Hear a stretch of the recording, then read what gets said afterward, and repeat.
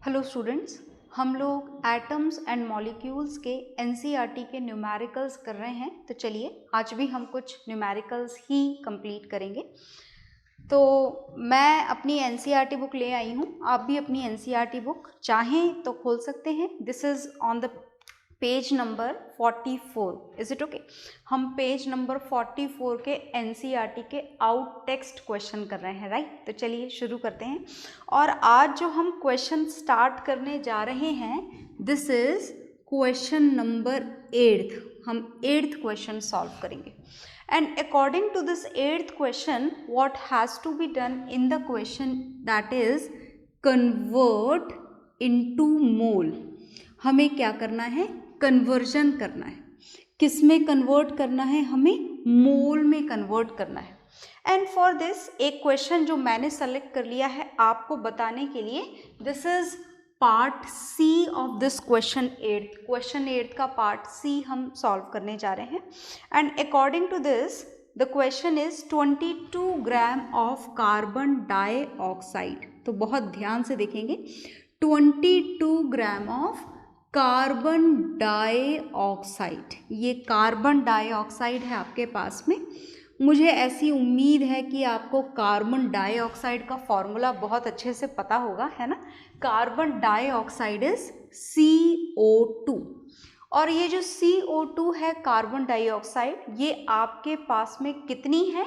ये आपके पास में है 22 ग्राम्स, इज इट ओके। और 22 ग्राम्स कार्बन डाइऑक्साइड को आपको किस में कन्वर्ट करना है? मोल्स में कन्वर्ट करना है, ओके। तो पहले हम कार्बन डाइऑक्साइड का मोलर मास पता लगा लें। तो चलिए मोलर मास पता लगा लेते हैं। तो हम मोलर मास पता लगाने जा रहे हैं। किसका पता लगाने जा रहे हैं? CO2 का मोलर मास। तो मोलर मास आई होप आप सबको पता है, बहुत हमने इसके ऊपर डिस्कशन कर लिया है लास्ट क्लासेस में। तो हम किसका मोलर मास पता लगाने जा रहे हैं? Molar mass of CO2, carbon dioxide. कैसे पता लगाएंगे? कार्बन डाइऑक्साइड का मोलर मास पता लगाने के लिए आपको एक तो कार्बन का मोलर मास पता होना चाहिए, दैट इज 12 ग्राम। फिर आपको ऑक्सीजन का भी मोलर मास पता होना चाहिए, दैट इज 16 ग्राम्स, है ना। तो चलिए देखिएगा ध्यान से how it has to be done. Carbon dioxide का मोलर मास हम कैलकुलेट कर रहे हैं। तो for that the first calculation has to be done for the carbon. Carbon के कितने एटम्स हमको यहाँ पर दिखाई दे रहे हैं? Only 1, is it okay. So this 1 has to be multiplied with 12। तो ये हो गया कार्बन का काम complete. Now it has to be done for oxygen. तो ऑक्सीजन के कितने एटम्स हैं हमारे पास में? यहाँ पर 2। और ऑक्सीजन का मोलर मास कितना है? ये लिखा हुआ है 16 ग्राम्स। तो नाउ कैलकुलेशन कर लेते हैं, है ना। तो 1 × 12 कितना हो जाएगा? 1 × 12 इज 12, 2 × 16 इज 32। और बड़ा ही सिंपल सा एडिशन है, आप ऐसे ही फटाफट कर लेंगे। This is 44 gram. अब ये जो 44 ग्राम है, ये कार्बन डाइऑक्साइड का मोलर मास है। Molar mass can also be written as gram molecular mass, is it okay. मतलब अगर मैं आपसे पूछूं कि 44 ग्राम में, that is the molar mass of carbon dioxide, अगर आपसे पूछा जाए कि 44 ग्राम कार्बन डाइऑक्साइड में कितने मोल हैं, तो आपका जवाब होगा 1। Molar mass contains exactly 1 mole of that particular substance, is it okay. तो 44 ग्राम में कितने मोल्स प्रेजेंट है? 1 मोल। आपके पास में गिवन अमाउंट क्या है क्वेश्चन में? 22 ग्राम। तो मतलब नंबर ऑफ मोल्स कितने हो जाने चाहिए? जस्ट हाफ हो जाने चाहिए। तो आप चाहें तो इस क्वेश्चन को उस फॉर्मूले से भी सॉल्व कर सकते हैं जो फॉर्मूला हमने फर्स्ट वाला पढ़ा था। पर मैं आपको बार बार लास्ट क्लास में बोल रही थी this can be done by unitary method also. तो चलिए हम इस बार इस क्वेश्चन को यूनिटरी मेथड से भी करके देखते हैं कि आखिर यूनिटरी मेथड से कैसे क्वेश्चन सॉल्व होता है। तो जैसा कि मैंने आपको बताया कि 44 ग्राम में कार्बन डाइऑक्साइड के कितने मोल प्रेजेंट है? 1 मोल।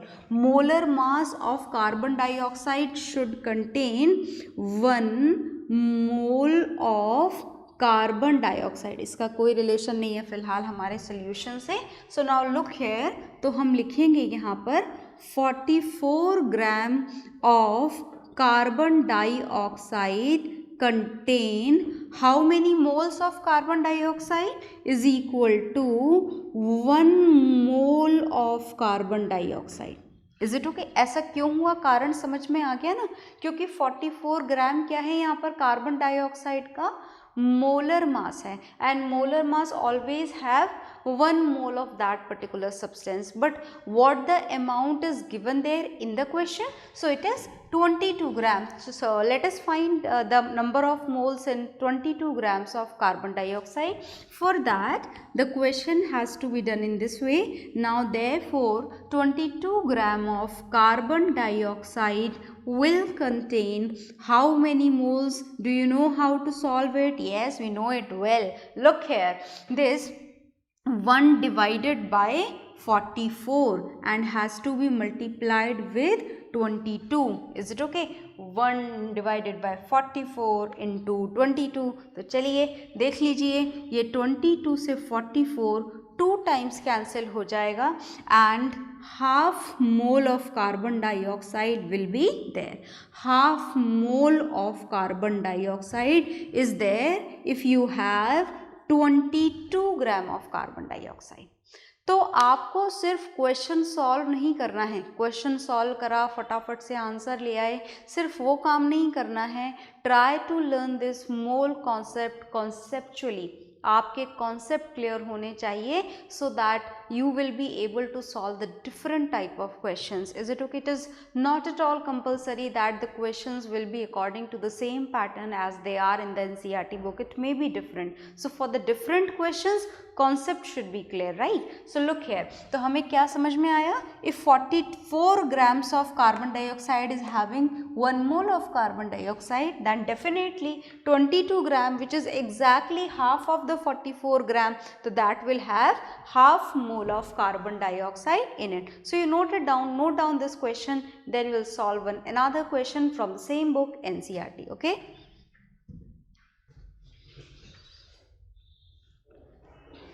तो आई होप आपने नोट डाउन कर लिया होगा।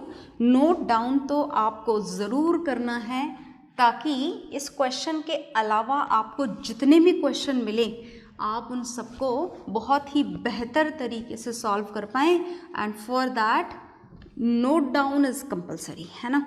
नोट डाउन करोगे तो काम बढ़िया तरीके से होगा, बहुत ही परफेक्टली नोट डाउन करें। तो अब हम नेक्स्ट क्वेश्चन सॉल्व करने जा रहे हैं। मैं क्वेश्चन लिख देती हूँ पहले आपके सामने।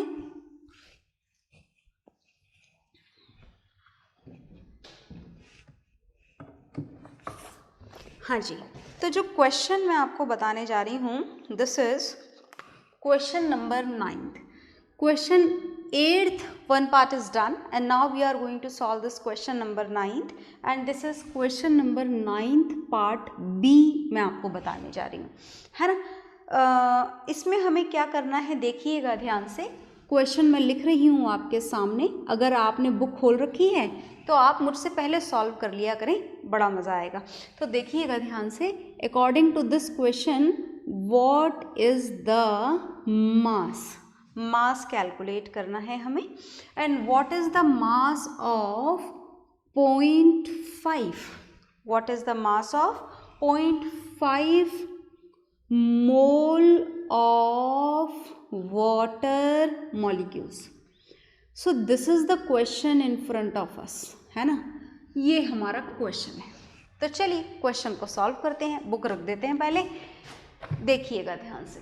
तो इन दिस क्वेश्चन हमें क्या कैलकुलेट करना है, हमें मास कैलकुलेट करना है।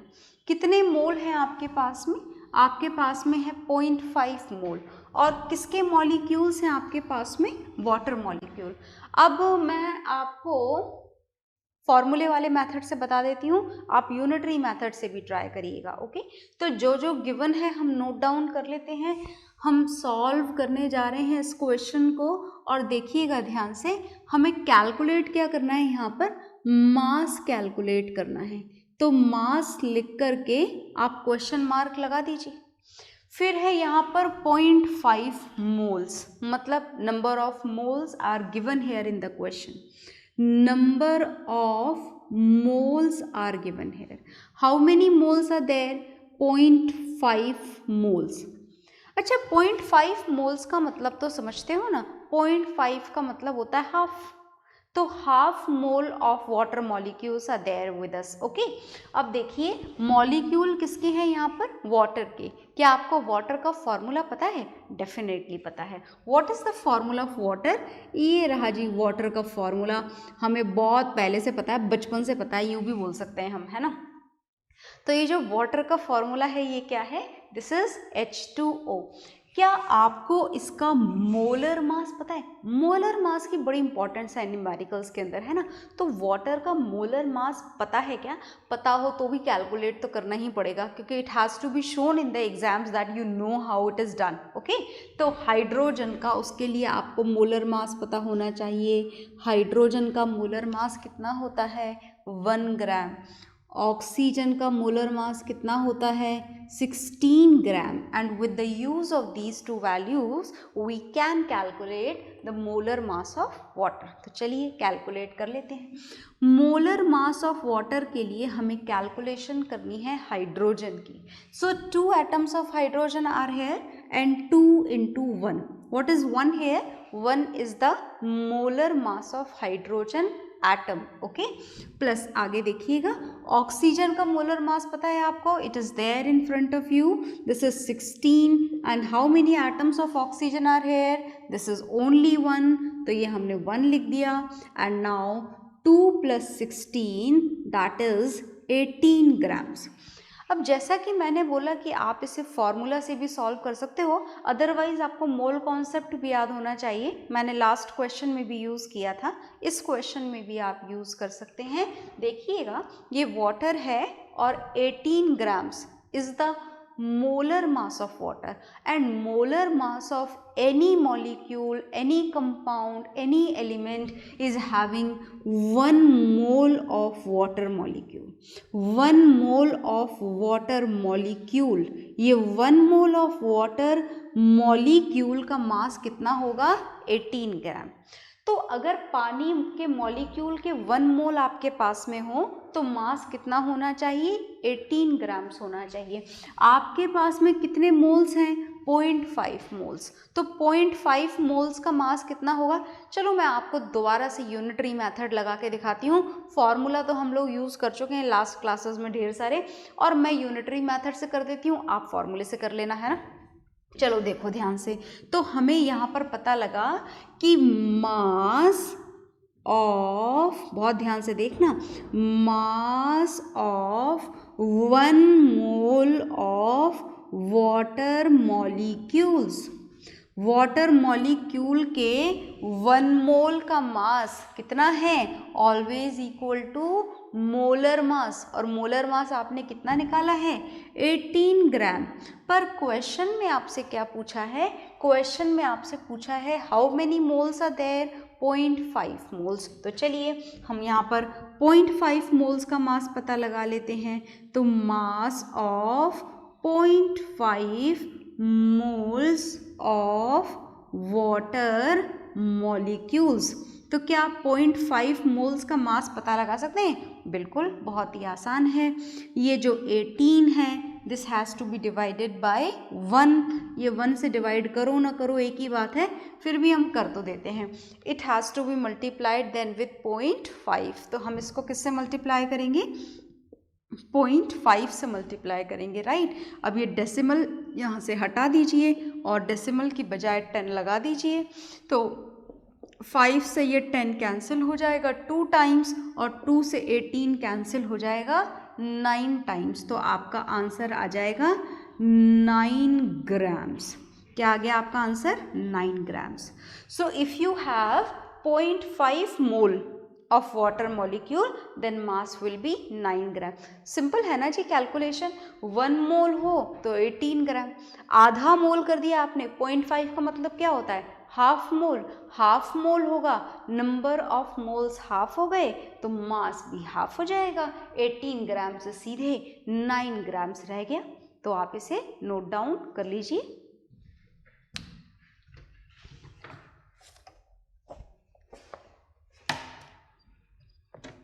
हाँ जी, नोट डाउन कर लिया। मैंने यूनिटरी मेथड से बताया है, आप चाहें तो इसे फॉर्मूला से भी यूज़ कर सकते हैं। फॉर्मूला जो मैंने आपको 3 बताए थे उनमें से कोई सा भी एक जो आपको सूटेबल लगे वो काम में लें और उसके थ्रू सॉल्व करें। अब मैं इसे रफ करने जा रही हूँ और नेक्स्ट क्वेश्चन हम सॉल्व करने जा रहे हैं, क्वेश्चन 10th। तो आप ज़रा नोट डाउन कर लीजिए, तब तक मैं रफ कर रही हूँ। नोट डाउन क्वेश्चन करना है ना। Given quantities and the quantities which has to be calculated, right.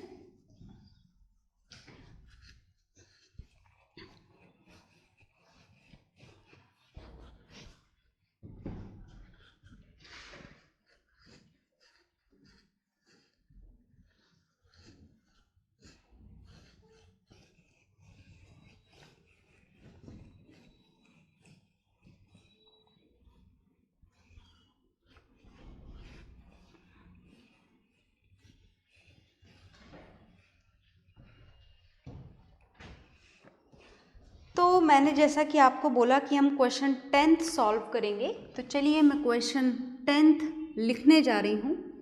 और आपने बुक खोल रखी है तो बहुत बढ़िया बात है, बुक में से देखें।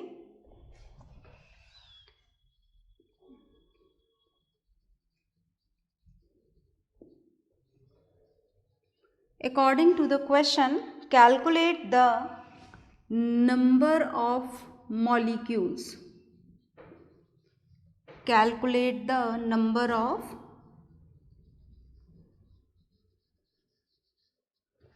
molecules of sulfur। और आप इस बात को भूले नहीं, इसीलिए देखो बहुत ही अच्छी तरीके से क्वेश्चन में इंडिकेटेड है कि सल्फर का जो मॉलिक्यूल है उसमें सल्फर के 8 एटम्स होते हैं। तो ये बात आपको याद रखनी है। यूजुअली आपने देखो जो मॉलिक्यूल्स पढ़े हैं, क्लोरीन का Cl2, हाइड्रोजन का H2, ऑक्सीजन का O2। तो out of all these this sulphur is quite different as it has 8 atoms in its molecule, है ना।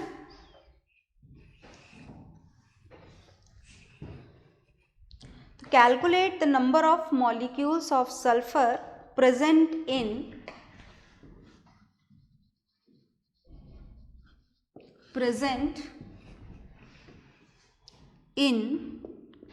16 grams of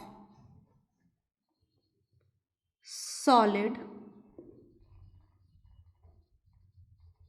sulfur।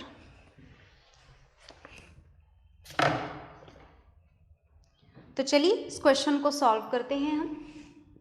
इसको दोनों मेथड से किया जा सकता है, यूनिटरी मेथड से भी किया जा सकता है और फॉर्मूला को यूज़ करके भी किया जा सकता है। तो हम 2 क्वेश्चन कर चुके हैं, अब हम फॉर्मूला यूज़ करेंगे। देखिएगा ध्यान से। Calculate the number of molecules, मतलब जो कैलकुलेशन होनी है यहाँ पर, that is for the number of molecules. Number of molecules आपको यहाँ पर कैलकुलेट करने हैं।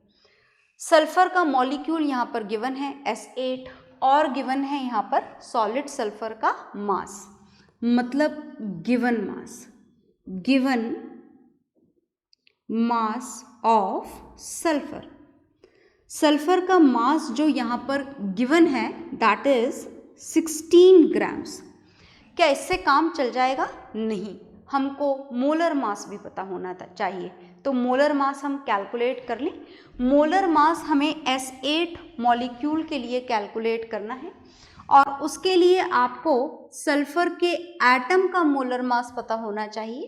तो सल्फर के एटम का मोलर मास कितना होता है? सल्फर के एटम का मोलर मास होता है 32 ग्राम मोलर मास। अगर एटॉमिक मास बोल दिया जाए तो आपकी यूनिट बदल जाएगी और वो रह जाएगी 32 यूनिट्स, है ना। आगे देखिएगा।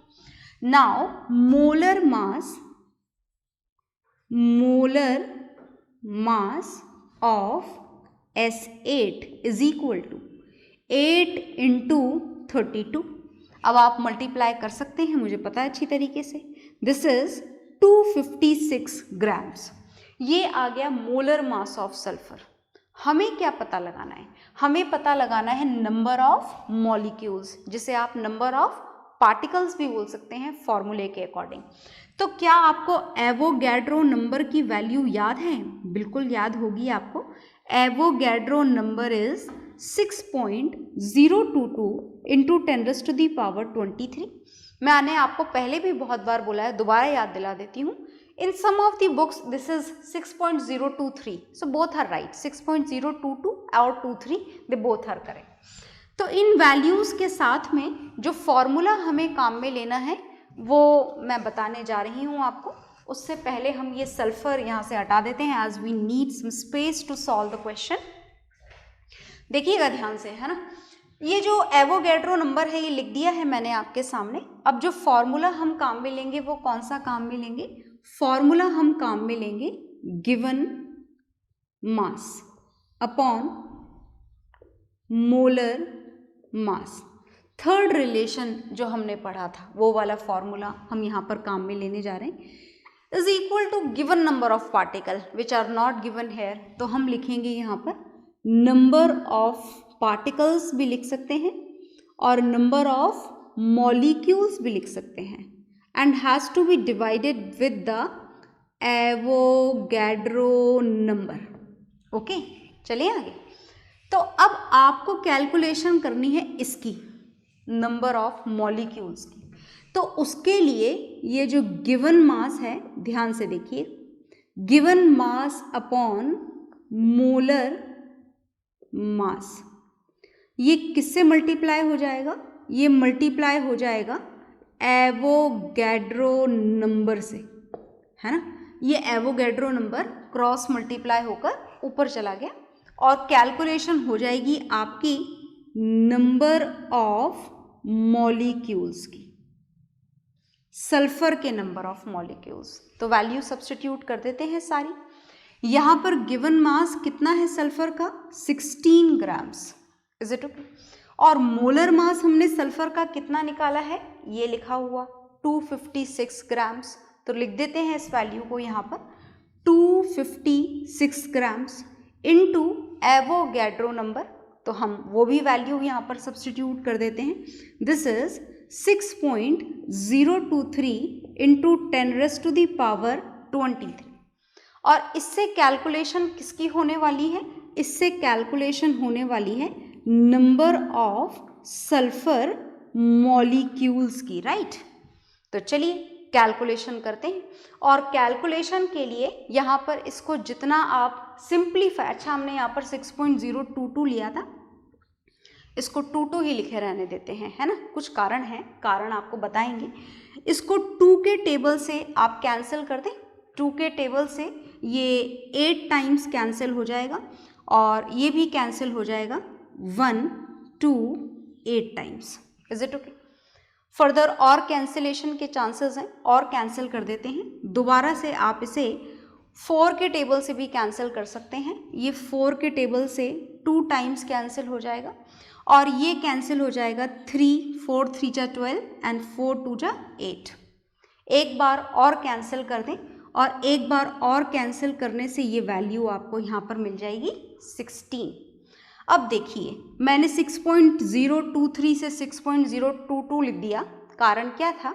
कारण ये था कि ये एक बार और सिंप्लीफाई हो जाएगा यहाँ पर 2 से कैंसिल होके, तो आप इसको और सिंप्लीफाई कर दें। देखिएगा ध्यान से, ये 2 के टेबल से सिंप्लीफाई करके आपने इसे 8 टाइम्स कैंसिल कर दिया और ऊपर आपको वैल्यू मिली 3.011।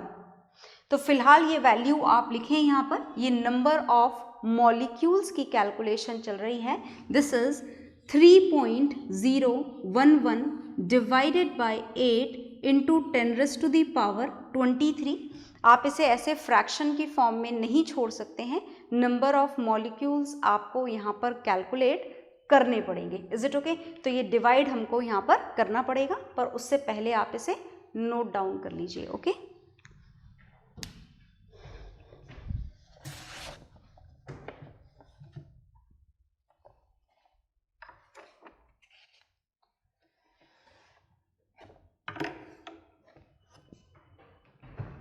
इतना आपने नोट डाउन कर लिया होगा। मैं ये वाला पार्ट यहाँ पर रफ कर देती हूँ, लेफ्ट पार्ट सिर्फ, ताकि हमारी कैलकुलेशंस कंप्लीट हो जाएं।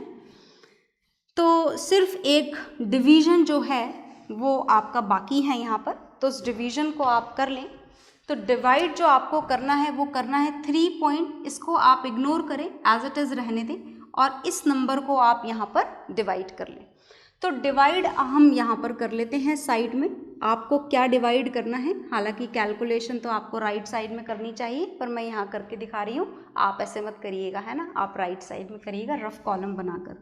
दिस इज 3.011 और आपको इसे किससे डिवाइड करना है, 8 से डिवाइड करना है। Is it okay? तो देखिएगा ध्यान से, 8 को हमने 3 टाइम्स मल्टीप्लाई कर दिया, ये आ गया नंबर हमारा 24। ये बड़ी से डिजिट देखकर, डेसिमल देखकर, 10 की इतनी सारी पावर देखकर आपको घबराना नहीं है, आराम से कैलकुलेशन करनी है, राइट। तो चलिए हम करते हैं कैलकुलेशन, देखिएगा ध्यान से। ये 24 आ गया, ओके। 30 माइनस 24 कितना मिल जाएगा हमें, 6, ये आ गया 61। फिर 8 7 56 हमने डिवाइड कर दिया, 11 माइनस 6 हो जाएगा 4, और फिर ये यहाँ पर बचा 1, इस 1 को आप यहाँ नोट डाउन कर लें, और ये हो जाएगा, ये यहाँ पर हो गया कैंसिल, और 40 आ गया, और ये यहाँ पर बच गया 1। आप चाहें तो और डिवाइड करें डेसिमल वगैरह लगा करके, अदरवाइज ज़रूरत आपको नहीं है। अब ये आपको मिला न्यूमरेटर, यहाँ पर राइट साइड से 3 डिजिट के बाद में डेसिमल लगा हुआ है, मतलब आप भी राइट साइड से 1 2 3 डिजिट के बाद में डेसिमल लगा देंगे। Is it okay? मतलब आपका आंसर आ चुका है, नंबर ऑफ मॉलिक्यूल्स की कैलकुलेशन आपकी हो चुकी है, और उसके अकॉर्डिंग आपको आंसर क्या मिला है, 0.375 इंटू 10⁻23। और अगर आप चाहें इस आंसर को मॉडिफाई करना, तो आप इस डेसिमल को एक डिजिट के बाद में लगा सकते हैं, 3.75। इन दैट कंडीशन ये 10⁻23 से 22 रह जाएगी। Is it okay? तो ये आपके नंबर ऑफ मॉलिक्यूल की कैलकुलेशन हो चुकी है, सल्फर के नंबर ऑफ मॉलिक्यूल की। तो ये डिवीजन और ये आंसर आप नोट डाउन करिए।